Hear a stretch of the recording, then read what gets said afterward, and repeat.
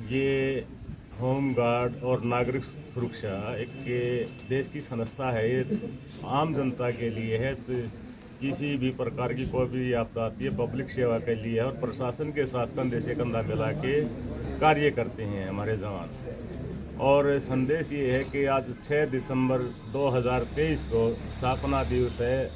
इस विभाग को बने हुए 61 साल हो चुके हैं आज के दिन। और हमारे राष्ट्रपति जी का भी संदेश आया है दिल्ली से।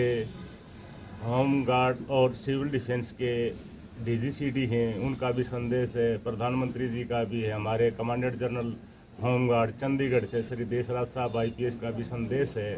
वो जवानों को पढ़ के सुना दिया गया है। और इन राष्ट्रपति जी ने और अधिकारियों ने बहुत बहुत मुबारकबाद दी है। हमने वो पढ़ के जवानों को सुना दिया और आपके चैनल के द्वारा हम अपने जवानों को आर्थिक शुभकामनाएं देते हैं।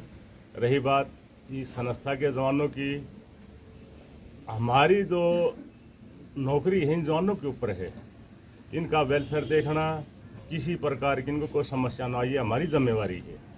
जैसे महादेशक महोदय श्री देशराज साहब जो आदेश पारित करते हैं, जो भी आदेश पारित होता है वो हर जवान के संज्ञान में लिया जाता है। इनको बता दिया जाता है आपके लिए ये चीज़ कर दी गई है। ये एक स्वयंसेवी संस्था है। ये स्वयंसेवी संस्था का मतलब है कि जवान अपनी मर्जी से आया है। पुलिस डिपार्टमेंट का जहाँ तक ताल्लुकात है वो कर्मचारी है। इनको जब भी ज़रूरत पड़ती है देश में या शासन प्रशासन ने, हमारे को जैसे आदेश प्राप्त होते हैं कमांडेंट जनरल महोदय साहब के, तो उनके आदेश के अनुसार इनको ड्यूटी पे बुलाया जाता है। ये पक्के कर्मचारी नहीं हैं।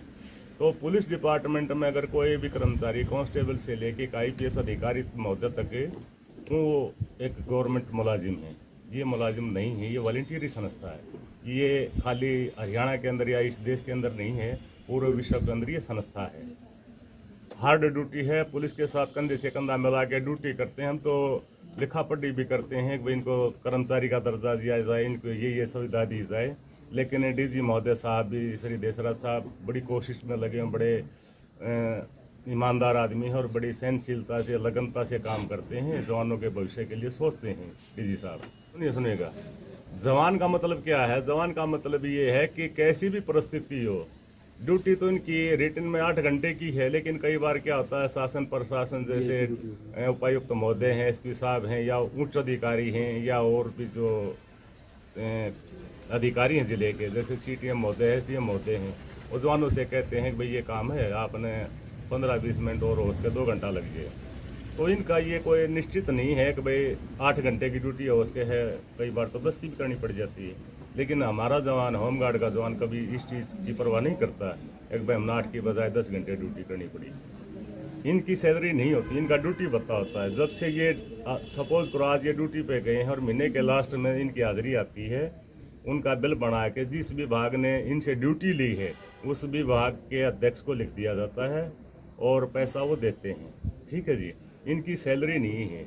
इनका इंग्लिश में बोलते हैं इसको पॉकेट अलाउंस, या हिंदी में बोलते हैं ड्यूटी भत्ता बिल। और इनके अकाउंट्स में इनके यूनिकोड बने हुए हैं, इनका बैंक खाता है, इनका IFSC कोड नंबर है, यूनिकोड बने हुए हैं। इनका पैसा उनके खाते में डाल दिया जाता है। मेरी 30 साल की नौकरी होगी, मेरे ख्याल शायद 1-2 जिला बचा होगा जहाँ हरियाणा के अंदर मैं नहीं घूम गया। इस विभाग में 1993 में हवलदार इंस्ट्रक्टर के पद पे या हवलदार प्रशिक्षक के पद पे मैं भर्ती हुआ था। और मालिक की कृपा से यहाँ तक पहुँचा हूँ। हरियाणा के अंदर शायद कोई ऐसा जवान होगा जो मेरे को नहीं जानता होगा। रखते हैं उच्च अधिकारियों तक पहुँचाने के लिए कोई इनमें से अगर कोई भी जवान ये लिख के देता है या बताता है अगर जी मेरे को ये समस्या है, मैं उसका 24 घंटे उस ड्यूटी को निभाने के लिए मैं तैयार हूँ।